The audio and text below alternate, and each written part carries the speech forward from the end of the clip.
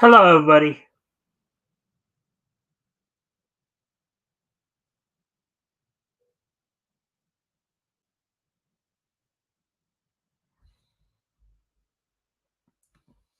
All right, welcome to the Mikestand. I hope everybody's having a good week thus far. Of course, we'll give people a chance to come in real quick here before we get started. Um, so we're just, as I said, just waiting on people to show up. So, anyways, I'll send out the word to a little bit here.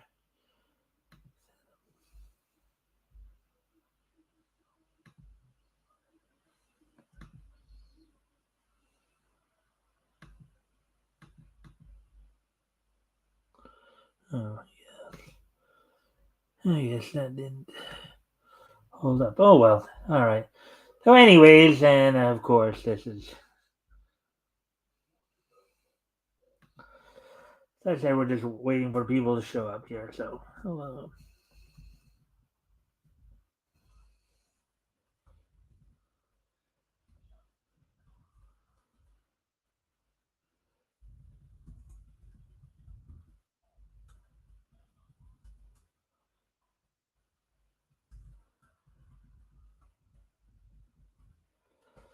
All right. So, as I said, we're just waiting on people to show up. Actually, at the two, coming up on the 2 minute mark now here. So, let me see. Let me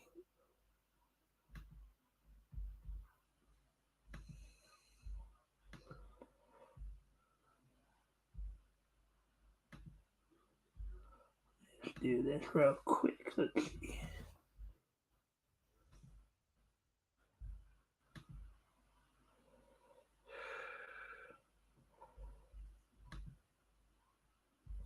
Yes, I had to actually basically reboot my computer right before I started because it was telling me it was time to the update was here. So,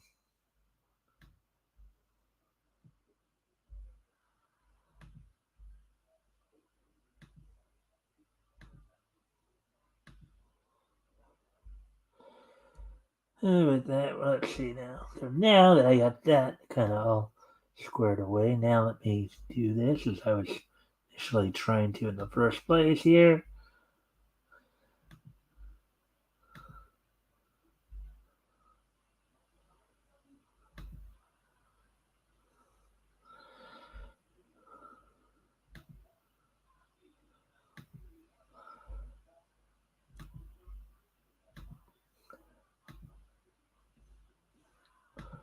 Just sharing out a little bit to some people who might be interested in coming and checking us out.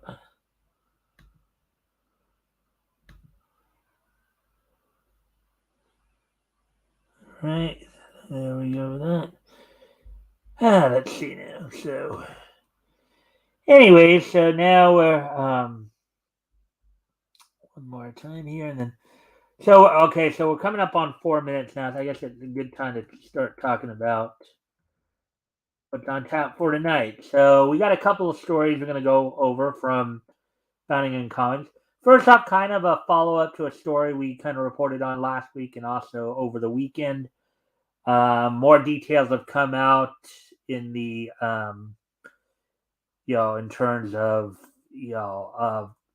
some more details have come out in terms of some of the circumstances behind Hinako Asahara's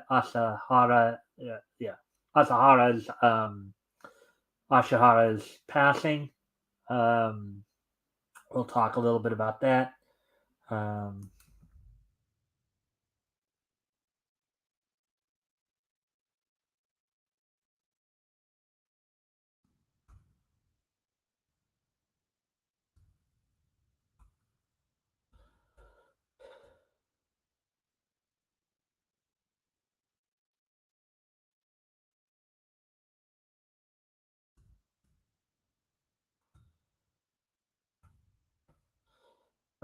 anyways, as I was mentioning, we have more details coming out of that. We'll probably follow up with that. Um, also, DC and Marvel have also announced they're going to start reprinting some of the crossovers um, from back in the 90s, the Amalgam Comics, JL Avengers crossovers. So those are the two stories we're going to go over tonight a bit. Plus, of course, the wrestling wrap up. Of course, the results from last night's Raw. We'll go over some of the WWE news as well as, of course, going over some NWA news. Over what happened on tonight's or what's happening on tonight's Power, NWA Power on the CW. So with that, let's see. Now we're at the coming up on 6 minutes here, so we might as well get ourselves started then. Anyways.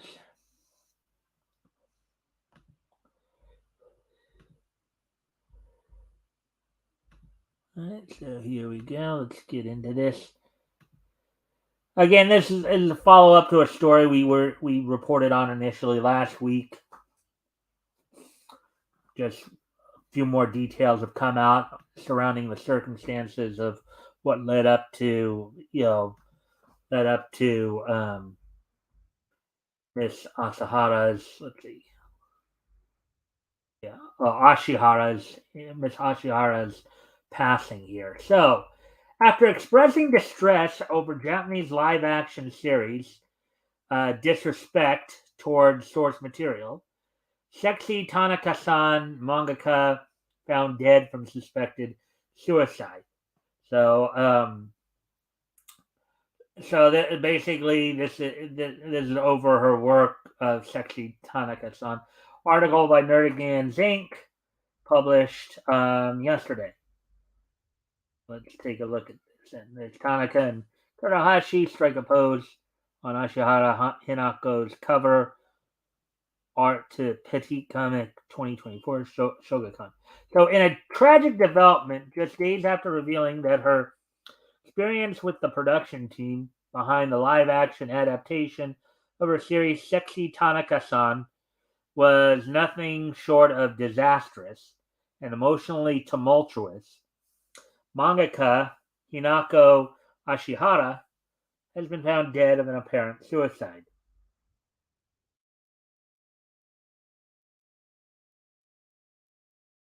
Per Japanese publication Bonichi Annex, translated by via Depot, in parentheses there, the 50-year-old mangaka behind such series as Sand Chronicles and Bitter, Nakecha Koi Monogatari, was first reported missing on January 28th before being found dead in Tochigi Prefecture the next day. According to the Tokyo Metropolitan Police Department, an alleged suicide note has been found which allegedly detailed the reason behind Ashihara's death. While the contents of this note have yet to be detailed to the public, the police have announced that they are investigating the incident as a suicide.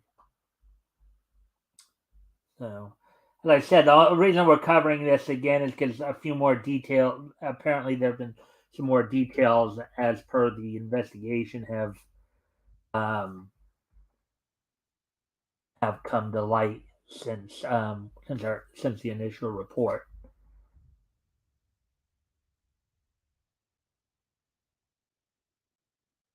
However, while the exact reasons behind Ashihara's death have yet to be confirmed, it should be noted that her passing came just days after she had publicly opened up about a frustrating experience working with Nippon TV on their live-action adaptation of Sexy Tanaka-san, and more specifically, the fact that the network wanted to make massive changes to her work in its jump between mediums. And we've heard a lot about this, of course. This time it was actually coming from the TV execs. This time we usually talk about it when we're talking about localizers, when they usually which just goes to show you that manga creators are pretty protective of their work. You know, And anyways, and just as a reminder, of course, if you guys haven't already, if you guys can like and share the stream, see if we can get some more friendly people in here to engage. Also, if anything here we talk about grabs your attention, feel free to comment and or ask questions, and we will try to answer the questions. I'll try to answer the questions to the best of my ability.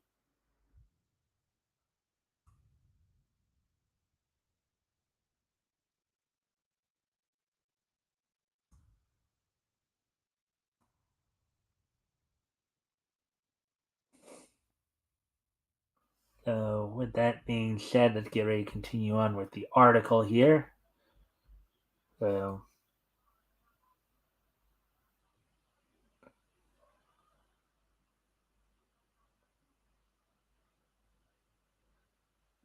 all right. So, taking to her personal blog on January 26th, the mangaka relayed the plans as confirmed by her publisher, Shogakukan. Um, though she was hesitant towards the idea of making a live action drama out of her series, and they kind of double that, take live action drama, live action out of her series.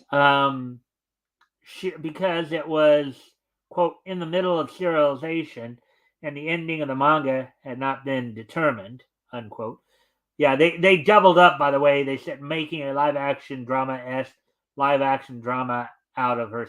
I think that was the second version was the original line or what they had actually intended, but they had made a mistake and just decided not to correct that. So she agreed to do so on the grounds that the network follow a handful of rules. Quote, if you're going to make it into a drama, be sure to stay faithful to the manga. If it's not faithful to the manga, we will make thorough additions and corrections, unquote. Quote, since the manga has not been completed, the drama's original ending must have its own ending.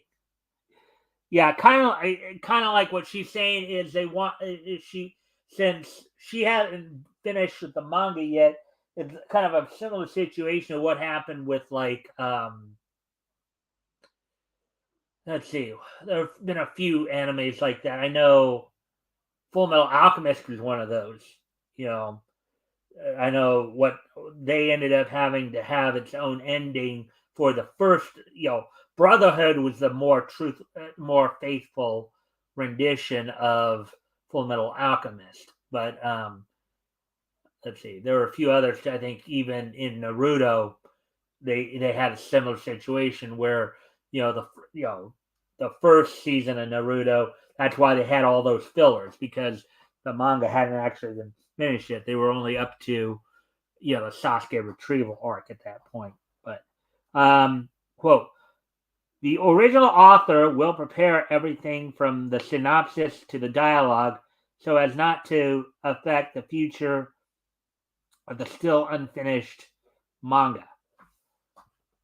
Unquote. Quote unquote.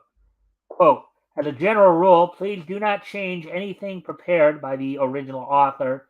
So, regarding the original parts of the drama, it is necessary to imagine someone who can adapt um, what the original author has prepared into a script, as is, in some cases, the original author may write the script. So, basically, okay, so based on what we are hearing, yeah, she obviously wanted to have control, because obviously she hadn't finished the manga yet.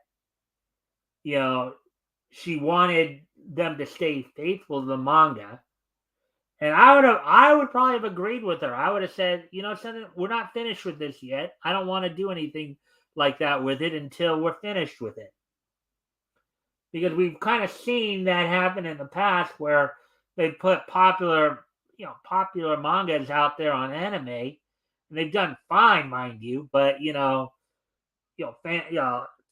did that with, of course, Full Metal Alchemist, as we mentioned, Naruto.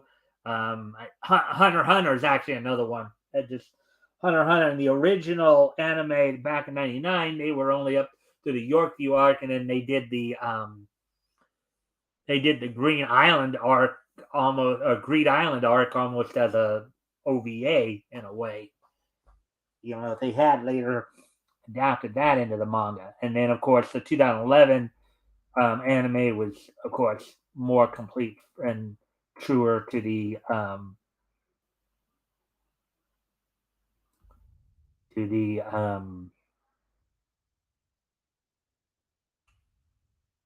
manga, as it were, or yeah, to the original source material.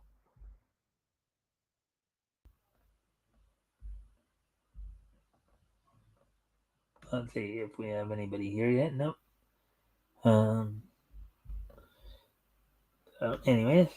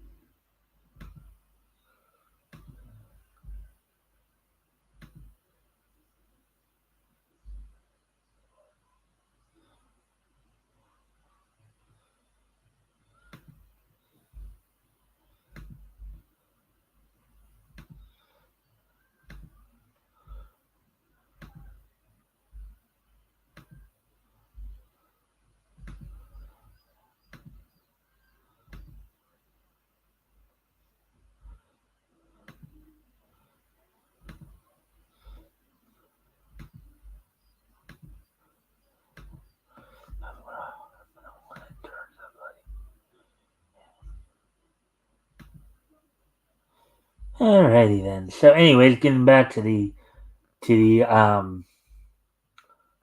article here. Quote: We also understand that these conditions were very disrespectful to the scriptwriter, director, and other members of the drama's production team. So we repeatedly confirmed with NTV through Shogakukan that these conditions were truly acceptable, unquote, Ashihara explained. Quote, so after confirming many times with Nippon TV through Shogakukan whether these conditions were really acceptable, we started the drama adaptation. Yeah, if I was her, I would have probably if I was in, if I think it would have been better to just hold off on the drama and the anime adaptation until she finished the manga. I mean, even if it is popular, give it a chance to finish up so where you have a completed situation and you don't have some of this stuff going on here. But despite NTV, Nippon Television, having positively agreed to Ashihara's conditions, the frustrated Sand Chronicles author revealed that the network ultimately chose to blatantly disregard them as they soon, quote, received scripts that deviated from the manga. So they were accepting. Now that is I mean, if you agreed to her to what she wanted, I mean, and then you turn around and say, well, no, we're gonna do it our way anyways. Forget you, Miss Creator. We're gonna do this our way. I can understand why she felt the way she did. And it is well known that mangakas are very protective of their properties, right? They're protective of their IPs, of their source material.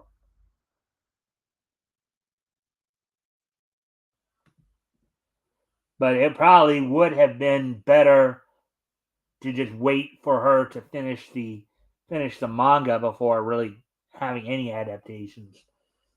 That would have probably been best.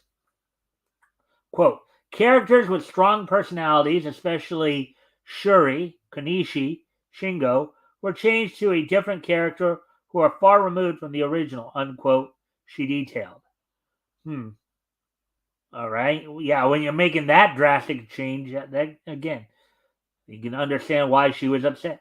Quote, scenes that I had carefully depicted as the core of the manga, such as attempted sexual assaults, day after pills, the difficulty of men's lives, long dialogue between Konishi and Shingo, are drastically cut or deleted and not depicted properly. And when I asked the reason for this, I received no satisfactory reply. Now, some of that aspect, I could see where I could see maybe where the TV execs might have been. Whoa, wait a sec. Attempted sexual assault here, day after pills. This might be a little much for our audience. But then again, it also depends upon when this anime adaptation would have also been shown. If it was shown late at night, then I don't see there being a problem with that. If it was, if it was more of a mature content, issue, if it was being shown during the day where young kids, I could see maybe I could see the TV execs maybe wanting to kind of tone it down a bit. But again, it goes back to the idea. Well, first off, who was the intended audience for this? With such a title as "Sexy Tanaka-san," that should automatically tell you this is obviously a manga and anime that's directed for more, let's say, older, older teens, like 15 and up. Basically, this isn't exactly something you probably want kids or even middle schoolers, those younger than 15, maybe wanting to get their hands on. This is something that, with such a name there, probably is something that was meant more for at the youngest, like 15 and up, would probably be like who this manga and anime would have been. Um, so I could see why maybe some of the people at the TV studios would have wanted to change it, but you should, I mean, you should have made, I mean, all this should have been made clear to begin with. And also, I think, I go back to my statement before, I think she should have gone ahead and just don't look. I don't want to do any adaptations of this till I'm finished with the manga, until it's completely finished. You know, I think that would have been the best way for her to go about it. So as we continue on here, putting her foot down in the face of this blatant disregard for her creative vision, Ashihara then told the network that, quote, if they were to erase the individuality of Sexy Tanaka-san that I had portrayed, I would even want to stop the dramatization now, unquote. Quote, I explained politely why I did not want changes to be made, unquote, she detailed. Quote, after persistently making additions and corrections, I finally managed to complete the scripts for episodes 1 through 7, almost exactly as written in the original story. The producers were the only contact between us and the scriptwriters, in brackets, um, and the scriptwriters Aizawa Tomoko, directors Inomata, let's see, brackets, Inomata Ryuichi and Ito Akamori, and other drama production staff. So we had no way of knowing how the conditions that Shoga Kukan had initially communicated to Nippon Television for dramatization. I was constantly questioning what had happened to the conditions of the dramatization that we had initially communicated to them, and I was exhausted by the time of the repeated additions and revisions. So it looks like they were basically taking liberties with her work, and she was not happy about it. You know, I just think she probably should not have even agreed to this at all. Until she was finished with the manga. I don't know if Sexy Tanaka-san was such a popular manga that they wanted to get it into anime and live action form this quickly. I don't know if there was pressure because this was a very popular story. But if that's the case, let her finish the story before trying to adapt it. Let the story complete it. Be completed before it's adapted. Then do the adaptations. Because um, because I think the fans would more or less appreciate that you get more of a complete story out of it, more of a complete situation out of it. Quote, again, the original conditions were not followed, and the scripts for episodes 8 through 10, which I had prepared, were submitted together with drastically altered versions, unquote, the mangaka added. Quote, the altered scripts for episodes 9 and 10 in particular contained many mistakes in belly dance expressions, and I could tell that the belly dance supervisor was not working well with the scriptwriters, unquote. Hmm, that's interesting. So so if if one of the key plot points of this whole manga slash live action anime is belly dancing, and they're even ignoring the belly dancer who's the expert, that should tell you something. You know, my here's my thinking. I think what Miss Ashihara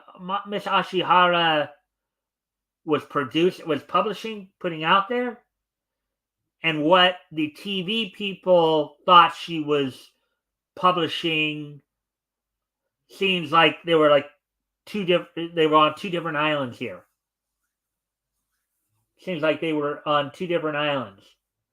It's like if a story was about a woman who was belly dancing, you know, you know, if that's the original story that was written, and all the TV people saw was this very exposed young lady, and that's what they wanted to heighten up, because that's probably why they wanted to do the live action, because they thought maybe with a lot of eye candy, with a lot of fan service, they could just build a show around fan service. But that's not what the original manga was really about. It wasn't about fan service, rather, right? So I think that seems to be the main point of contention here. Um, but again, these are just my observations. I'm reading the article and just seeing what's being said here. So again, feel free to comment and or ask questions if anything here grabs your attention. Quote: Shogakukan made a proposal to NTV, saying, "quote Of course, we will listen to your opinions on missing parts and changes. So, so we would like you to consult with us separately, not in the form of a script that has been altered." Unquote. Ashihara further recalled, quote, after that, a drastically revised plot and script were submitted to us. See, I wonder what the scripts actually were. You know, you know, based on what's being said here. Again, my take is this. I think the original. I think what Miss Ashihara was publishing was a manga about belly dancing. I think how the TV people in Nippon TV interpreted it, they didn't see it as a manga about belly dancing. They just saw the fan service, and they probably wanted to really hype up fan service and try to sell the story that way. And that was just not. That's just again my guess.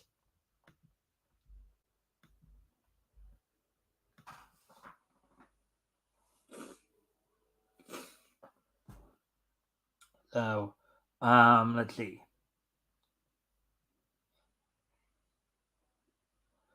Shogakukan then submitted the scripts and plots with significant changes, and the Shogakukan side returned them to Nippon TV as originally promised. And the process was repeated several times. In the end, I heard that the chief producer of Nippon TV instructed them to quote write the script as it was once. So basically, the chief producer just basically said, you know something, ignore these people. We're going to do it our way, and that is disrespectful to the original mangaka. That is highly disrespectful to her. They're basically just stealing her work and altering it in such a way to have it something that it's not. It's not what was originally shown. So, quote, however, about 4 weeks passed without any change in the situation, unquote. She continued, quote, as drama's production schedule approached its October deadline, I really wanted to see the scripts for the original content in episodes 8 through 10 to make additions and revisions to the original parts as a whole. But I managed to revise only episode 8 to its original content before making any changes and hand it over to Nippon TV. After hearing about the communication between Shogakukan and Nippon TV regarding episodes 9 and 10, we felt that time was limited, so we formally requested that through Shogakukan, that the script for episodes 9 and 10 be switched to, quote, someone who can adapt the script as prepared by the original author. So she wanted somebody who was going to be true to her vision of the show. Quote, I wanted to make a script for episodes 9 and 10 that everyone would be satisfied with, but I am an amateur writer, so I wrote the scripts without much experience, and I regret that my lack of ability was exposed, unquote. Ashihara confessed, quote, the deadline for Sexy Tanaka-san manga also coincided with the, in brackets, live actions deadline, so I had to write a script in a very short period of time, and I regret that I was not able to do more polishing. I understand that some of you may have been dissatisfied with the scripts for episodes 9 and 10. To be honest, I still do not know what the best decision was. Once again, I would like to offer my sincerest apologies, unquote. Next day, Ashihara deleted all their tweets before posting one final message. Quote, I didn't mean to attack you, sorry, unquote. As of writing, it is unknown exactly who the mangaka's apology was specifically addressed to. But then again, But then also, here's an obvious question too: who felt attacked? Who felt that she was attacking them? Was it the TV execs? Was it the script writers? Was it the producers? Who exactly? Who thought she was attacking them? First off, I don't think she was attacking anybody. I think she was defending her artistic vision. She was standing up for her creation, okay, for her intellectual property, and that's not attacking somebody. That's standing up. That's defending your That's defending your creative vision. Following Ashihara's death, Shogakukan and Nippon TV each issued statements addressing both her passing and the accusations she leveled against the live-action series production team. Quote, on the occasion of the passing of manga artist Ms. Hinako Ashihara, we would like to express our respect and gratitude for her great achievements during her lifetime and offer our sincere condolences, unquote, Shogakukan stated. Quote, we deeply apologize to readers, artists, and all parties concerned for any concern they may have been caused by her passing, unquote. Well, I mean, based on what we're reading here, it's almost like the production team kind of caused her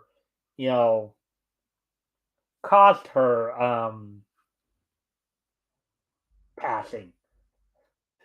So quote, the group in charge of Sexy Tanaka-san adaptation faithfully and sincerely conveyed Miss Ashihara's request to the drama production side, and it was produced, unquote. The publisher further acknowledged, quote, however, it is with deep regret that we have come to this point. In order to prevent such a tragedy from happening again, we are currently conducting an investigation and will make every effort to prevent a reoccurrence in the future, unquote. Well, I've got one suggestion for you guys for Shogakukan. Let the artist complete the work before adapting it. Let me repeat that for anybody who's associated with Shogakukan who may see this at some point. Let the mangaka complete their work before adapting it.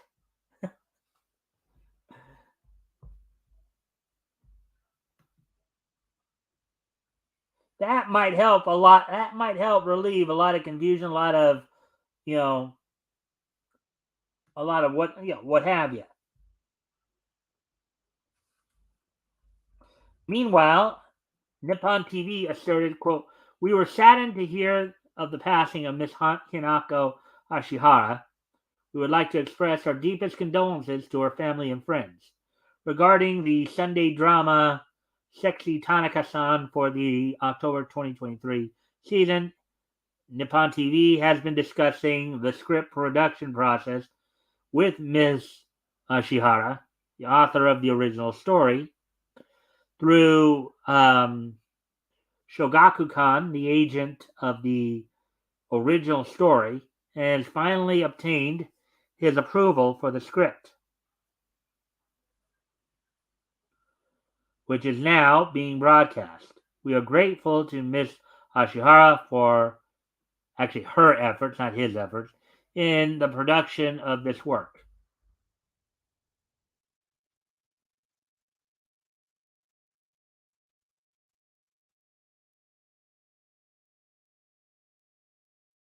So Kinami Haruka as Kyoko Tanoko and Sexy Tanoko-san.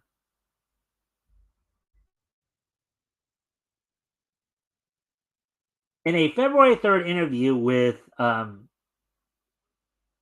Era. Manga Artists Association President and Celestial Rainbow mangaka Machiko Sadonaka gave their thoughts on Ashihara's tragic passing in the mangaka's blog post. Quote, I do not know Ms. Ashihara directly, but in brackets here, based on her comments on social media, I can tell how seriously she put herself into her work, and I am filled with regret, unquote, she confessed. Quote, I believe that many manga artists, not only myself, feel helpless that we could not do anything as colleagues. It was an event so painful that I cannot find any words to describe it. And to be honest, I would have refused to do an interview about this case if I could have. However, there may be young people who are still suffering alone from the same problems as Miss Ashihara. So at least that.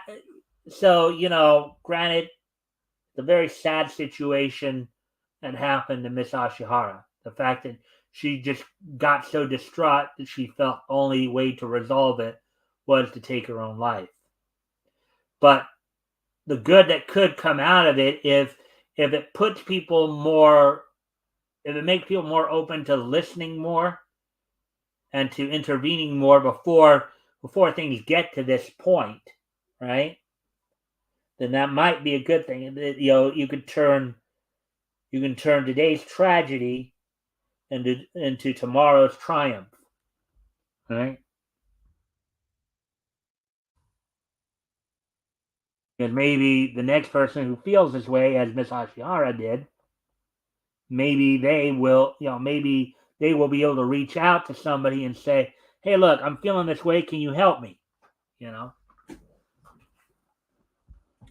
So the mangaka would further encourage that authors who are dealing with similar situations as the late Ashihara to, quote, please, please, please do not assume that you cannot speak up because you are in a weak position. Please do not be fooled by the illusion that the publisher is more powerful than the author, that the TV station is more powerful than the publisher, and that the sponsor is more powerful than the TV station. Amen to that. That's something I think a lot of people need to hear. Not just, I think that's something, in similar circumstances, that's the supposed power structure there.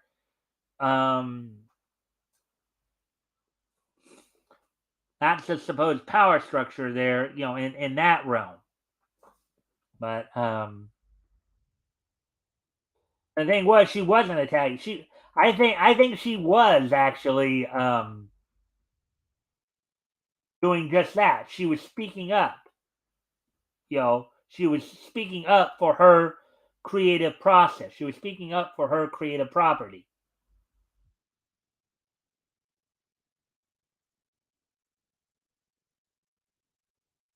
Quote, the, in brackets, Japanese copyright law guarantees the rights of the original creator.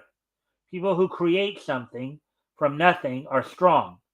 So I would like young people to be proud and say with dignity, unquote, she noted, quote, this is what I want, and if you can't do it, I refuse to make it into a movie.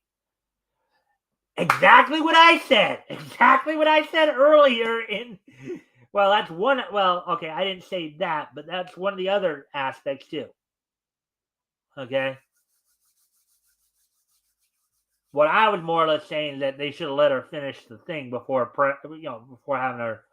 Sometimes there may be some unbelievable people who threaten you, saying, "quote If you resist, you will never be able to draw again. Please do not be fooled." Unquote.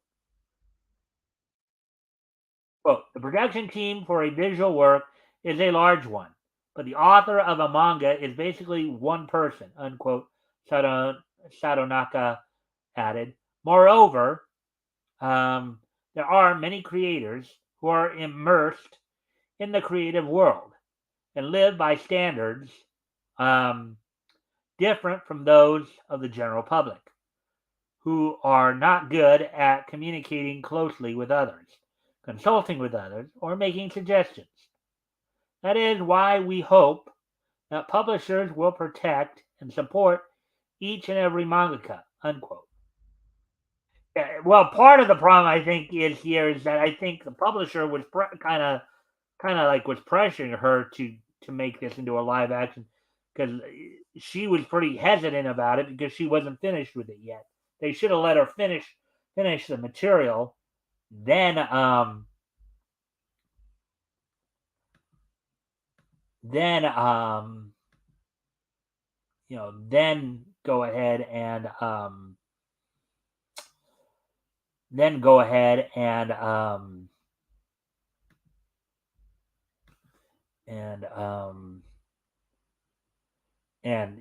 adapt it. Now, before I get to the second story here, I do need to step away from the computer for a moment, so I'll be right back. I'll put some music on for you guys while I'm gone. I'll be right back.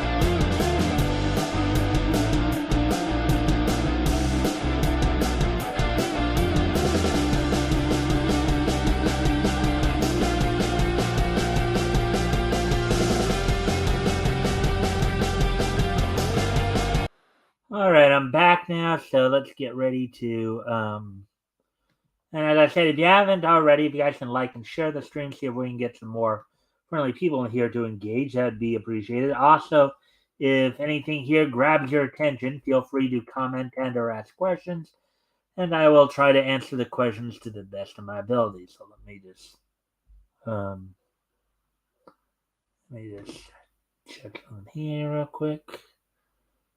Let's see.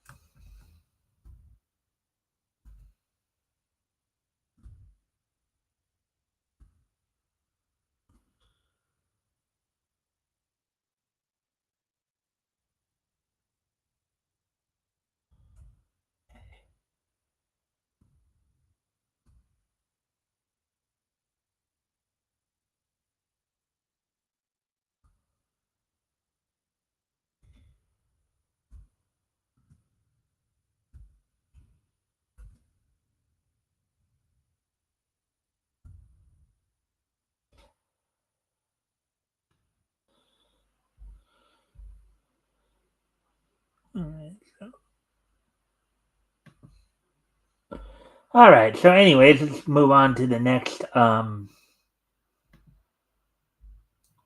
here that we're going to cover tonight. This is the last article we're going to cover tonight. Then we'll, of course, do the rest and wrap them and all that. All right. So, Marvel and DC to reportedly reprint crossovers for the first time in decades, including Amalgam Comics and JLA Avengers. Article by Spencer McCauley, published today. Let's see.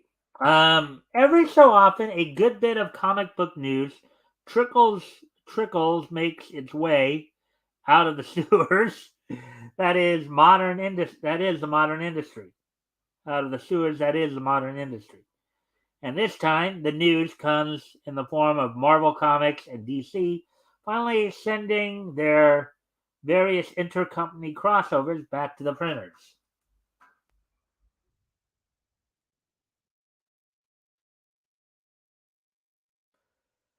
As first relayed to the public by Bleeding Cool, the publishing decision was initially brought to public attention courtesy of a post made by seasoned comic book artist Barry Kitson, who provided interiors for the Batman Punisher Lake of Fire miniseries, an Amalgam Comics series, Magneto and the Magnetic Men, and in his private Facebook art collector group.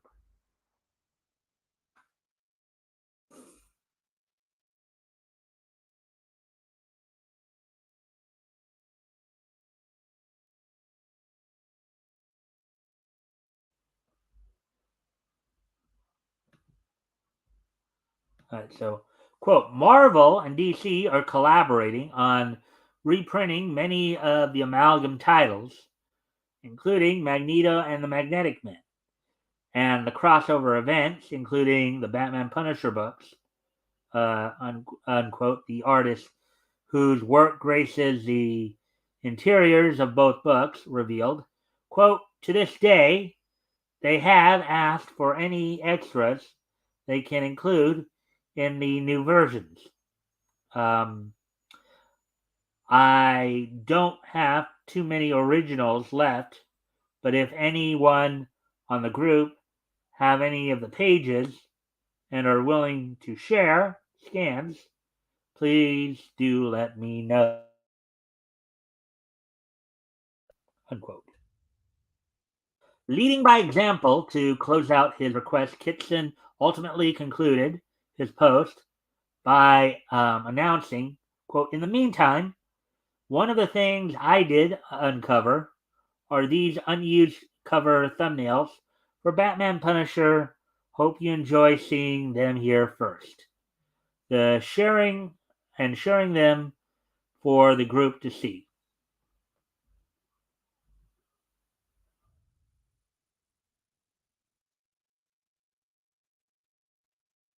Let's see. While neither Marvel nor DC have yet to officially announce these reprints, and thus which specific series are receiving new editions, the fact that the publishers reached out to Kitson for extra materials um, related to both their amalgam comics mashup line and their unrelated one-on-one hero meetings suggests their efforts will extend every single official crossover to ever take place between them.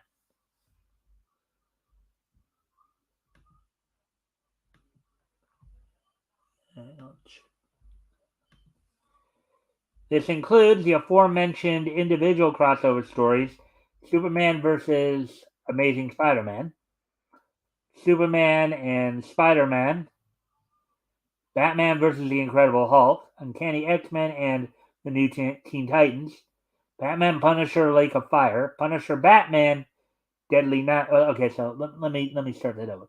Superman versus the Amazing Spider Man 1976, Superman and Spider Man 1981, Batman versus the Incredible Hulk, 1981.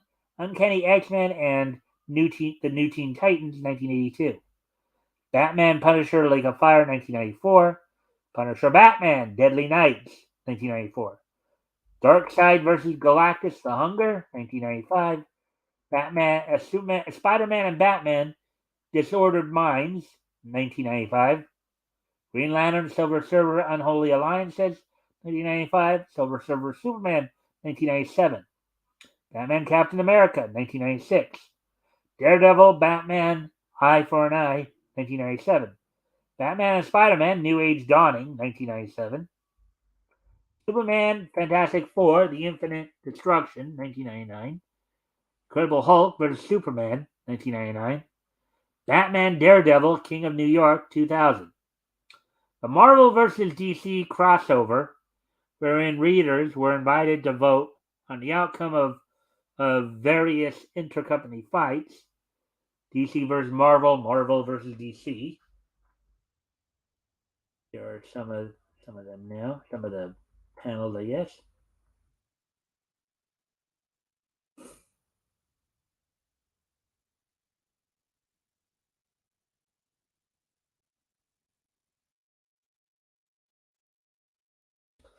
A fan favorite Amalgam Comics imprint, a line of one shots which saw the publisher's heroes mashed together with their other universe counterparts and has not been available for nearly 30 years.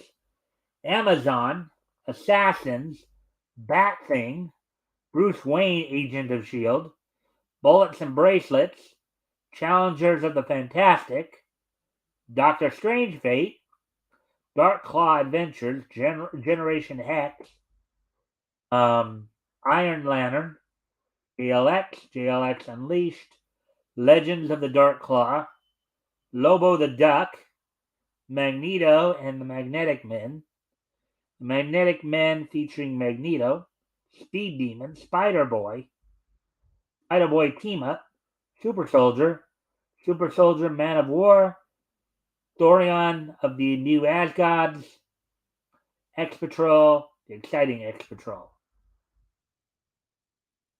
Alrighty then. There you go.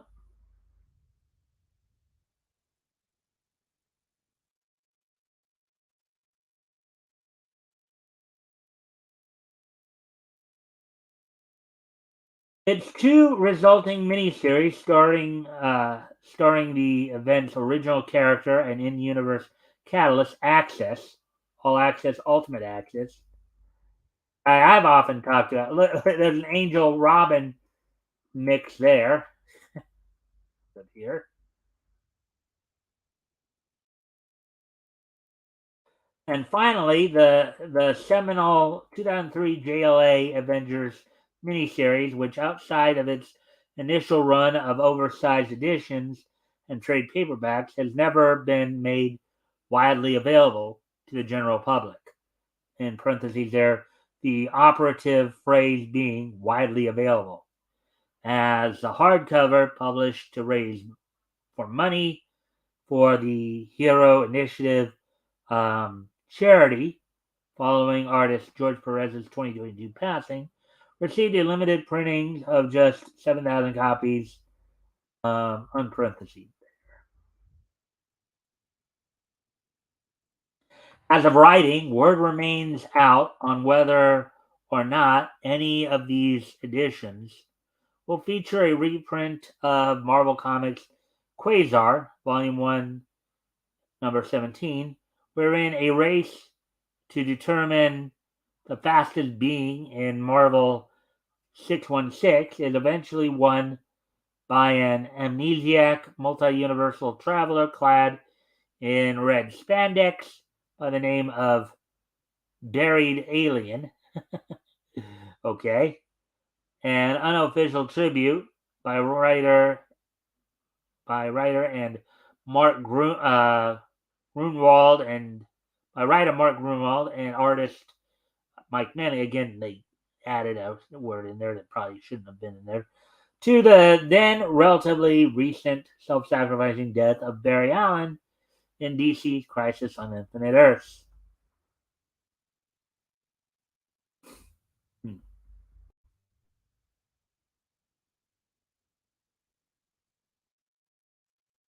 There we go with that one. So that one we finished up pretty quick there. So that's all we have for the stories. Hey, Metal. Can't stick around, but pop in real quick from Walmart.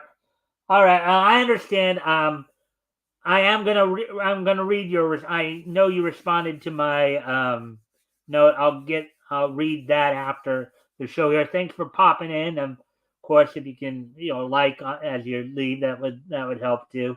See if we can get some more friendly people to engage. But it's good to see you, man. I hope we can get you back on here soon. Anyways, now getting back to so basically we're done with the articles now, so I think we're going to move on to the wrestling wrap up. So what we're going to do now, of course, is we're going to talk a little bit about what happened on last night's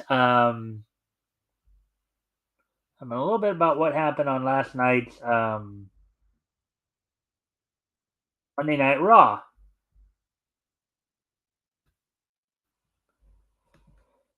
as of course WWE continues to try to prepare for, try to make their way for the Elimination Chamber, as well as of course continuing to deal with the fallout from the backlash they received after, with what was going on with WrestleMania. So the opening match saw Jey Uso team the New Day members Kofi Kingston and Xavier Woods to defeat Imperium. Bobby Lashley qualified the Elimination Chamber, defeating Bronson Reed. The men's Liv Morgan. Liv Morgan proceeded to advance to the women's elimination chamber by defeating Zoe Stark. JD McDonough with Finn Balor, Dominic Mysterio, and Damian Priest in his corner defeated R-Truth. But as R-Truth was being beaten down, he was saved by Tommaso Ciampa and Johnny Gargano of DIY. Albeit he apparently confused DIY with DX, but and people are saying that whole thing with him and his kind of absent-mindedness, as it were, is becoming a comedic gem. LA Knight qualified for the men's elimination chamber, defeating Ivar, who had Ivar the Viking Raiders. In the main event, saw Shinsuke Nakamura defeat Sami Zayn. So, and there's been more news regarding The Rock confirming his heel turn. At this point, it looks like what they're looking to possibly do here is what they're looking to possibly do here is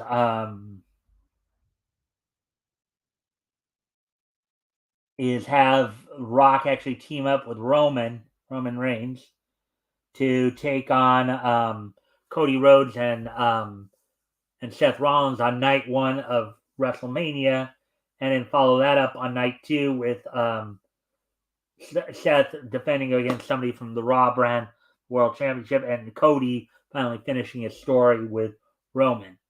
So, guess we will just wait and see on that. So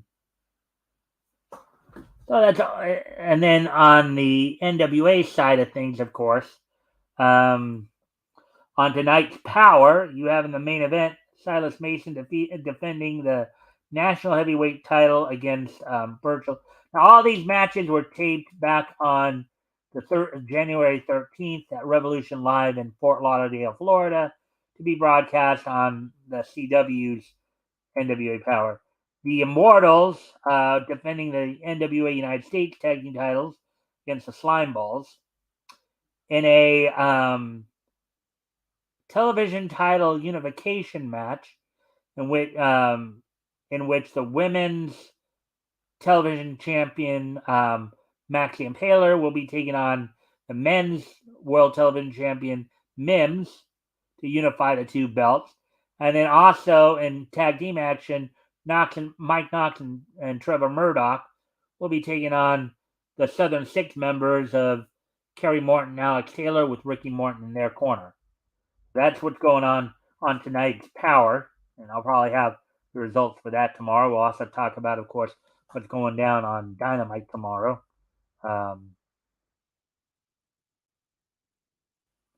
With all that.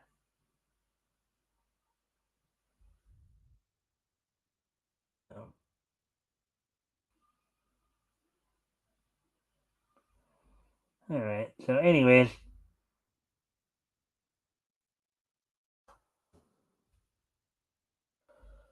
Alrighty then. So with that, let's get ready to move on to of course, to move on to the last portion of the show here, the This Day in Each History. Let's see. 64, 94, 44, and 99. Okay. So with that being said, so today being Tuesday, February 13th, 2023, let's take a look back at this day in Nietzsche history. And first off, I'd like to wish a happy 80th birthday to actress Stockard Channing. She has done some voice work.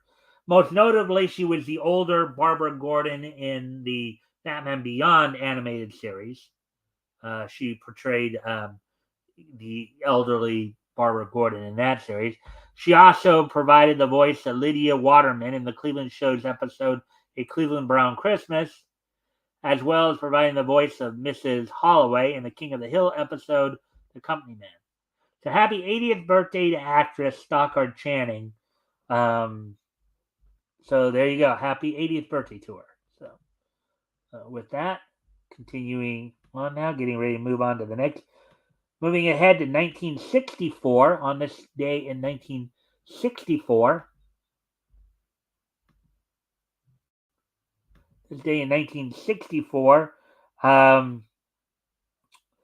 the 195th issue of Blackhawk from DC went on sale on this day. Of course, they picked up this title from Quality. Quality was the original owner of this property, and then they picked it up when Quality shut down in I think it was 1957, I believe. It was a few years after Fawcett shut down, but the two stories that were The Vengeance of the Element Man and The Return of Tom Thumb Blackhawk. So, 60 years ago today, 195th issue of Blackhawk from DC Comics went on sale on this date 60 years ago. And as we continue on now,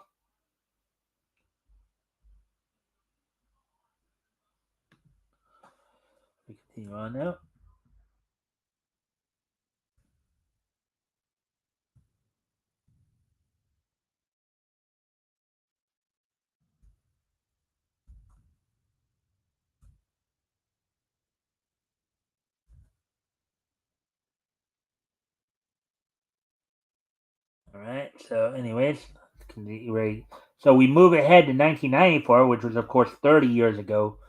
On this date, 30 years ago today, the Dirty White Boy, Tony Anthony, would defeat primetime Brian Lee for the Smoky Mountain Wrestling Heavyweight Championship in Knoxville, Tennessee. On this date, 30 years ago today, the Dirty White Boy, Tony Anthony, would defeat primetime Brian Lee in Knoxville, Tennessee, for the Smoky Mountain Wrestling Heavyweight Championship. So, and finally, moving ahead to 1999, on this date in 1999, Toei Animations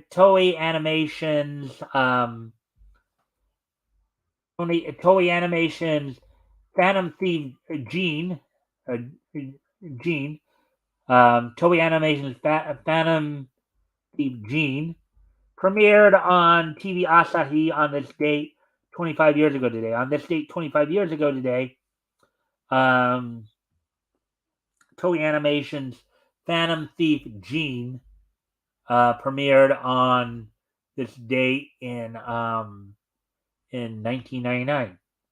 So we had everything prior to 2000 this time. That was good. So with that, I thank everybody for being here. Hope everybody enjoyed the show. Of course, we'll be back here tomorrow with more niche news. You know, again, condolences to Miss Hinako Ashiara's family over her tragic passing. Let's just all remember to be good to each other, to be kind to each other. Kindness can go a long way, right? And of course, this Friday we'll be back here with Rex Christian from from Double Fly Momentum will be with me. Co-host will be looking back to January 1940, the books that went on sale from Prize Comics. We'll be introducing everybody to Prize Comics Volume 1, Issue 1 at that point. So with that, I thank everybody for being here. And I hope to see everybody back here tomorrow. Bye.